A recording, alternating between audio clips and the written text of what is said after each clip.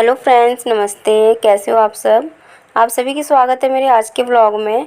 और आज की वीडियो मैंने ना परी की मस्ती से शुरू की है। आर्यन और परी की मस्ती है।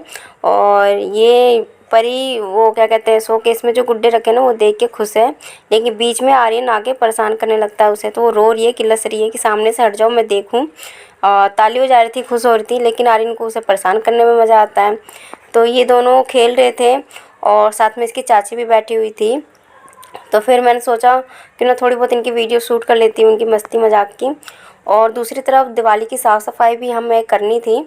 तो कीर्ति तो जाने वाली थी मेरठ, क्योंकि वहाँ पे बर्तन का काम है। तो धनतेरस पे वहाँ पे थोड़ी बहुत दुकान खोलनी थी हमें, मतलब जैसे कि बर्तन वगैरह थोड़े बहुत निकल जाएंगे। तो आज जाने वाली हैं कीर्ति। तो दोपहर के बाद जाएंगे वो लोग।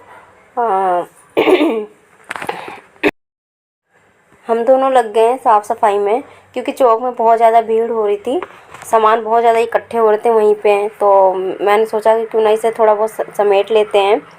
कीर्ति और मैं लग गए थे। तो मुझे ना ये कूलर को हटा के और टंकी हटा के, ये सारी चीज़ें हटा के मुझे इन्हें सेट करना है। तो बहुत दिनों से सोच रही थी, लेकिन अकेले के बिना मैं कर नहीं पा रही थी। कोई चाहिए, क्योंकि भारी सामान है उठाने धरने के लिए। तो मैंने बताया कि ऐसे ऐसे, तो हम दोनों मिलके यहाँ का जो है चौक का साफ़ सफाई कर देंगे।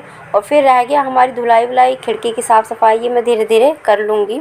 सोचा तो यही था हमने, लेकिन प्लान में थोड़ा चेंज हो गया। अभी फ़िलहाल हम यहाँ का समेट लेते हैं, उसके बाद मैं आपसे बताती हूँ कि हमारे प्लान में क्या चेंज हुआ है और क्या हमें करना पड़ा। सब कुछ मतलब जो भी सोचा था ना, सब कुछ धरा का धरा रह गया है। अभी फ़िलहाल हम यहाँ पे कूलर हटा रहे हैं। और जो स्टैंड था उसका क्या कहते हैं, टंकी का, वो रख के उसमें मैंने कूलर रख दिया है। आपको दिखा नहीं पाई हूँ, क्योंकि ये सब कुछ इतना इतना अचानक हुआ ना सारा काम। और कीर्ति तैयार होकर फिर से कहाँ चल दी, तो चलिए मैं बताती हूँ आपको कहाँ जा रही हैं। मम्मी जी और ये सामने आपको लड़का दिख रहा होगा, ये और भैया, ये तीनों चारों जा रहे हैं मेरठ, क्योंकि वहाँ पे बर्तनों की दुकान है। तो धनतेरस पे दुकान खोलनी थी और कुछ बर्तन वगैरह बिक जाएंगे। तो साथ में जाने वाला था मेरा भाई भी, लेकिन उसका पेपर था, तो वो पेपर देने में ही लेट हो गया, क्योंकि सारे पेपर एक दिन ही करवा दिया स्कूल वालों ने, तो ज़्यादा लेट हो गया।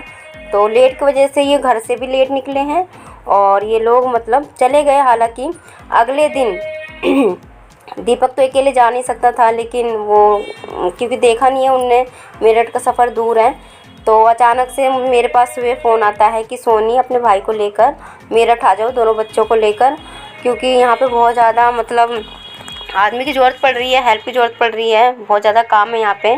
तो मैंने भी अचानक से ही मेरा प्लान बना है, क्योंकि मैंने बिल्कुल भी दूर दूर तक नहीं सोचा था कि मुझे भी जाना पड़ सकता है मेरठ।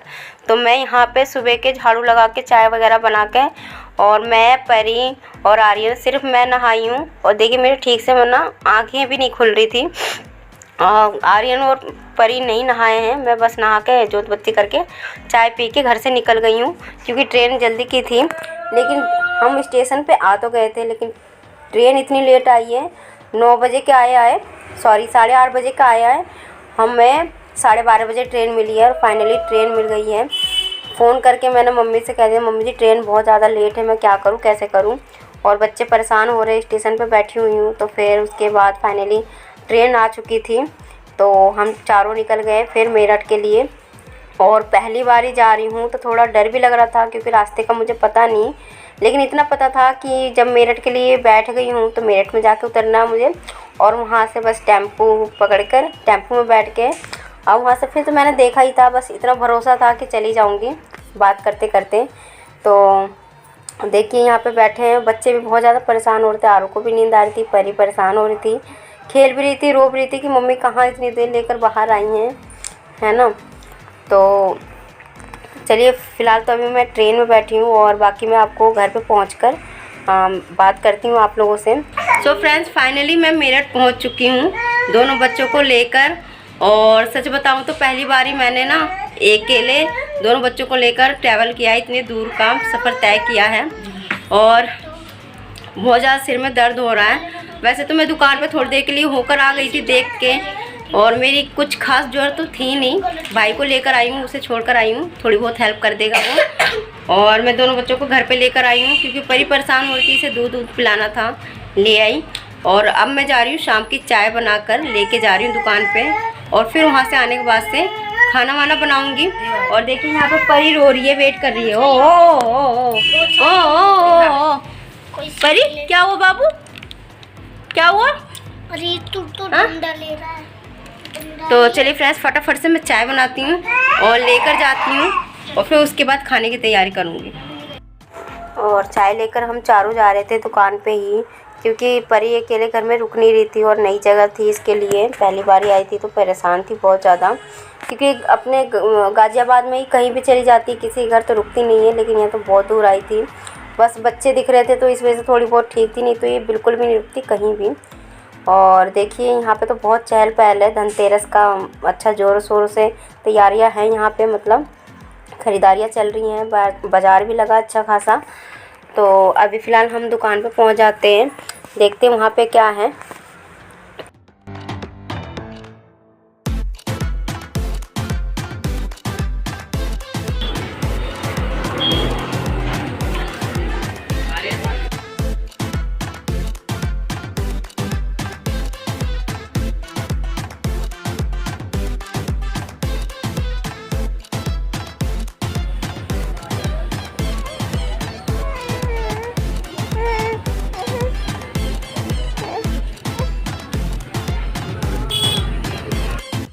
दुकान पे से मैं आ गई थी थोड़ी देर बैठकर, और उसके बाद यहाँ पे घर पे आने के बाद से मैंने सब्ज़ी की तैयारी करी है।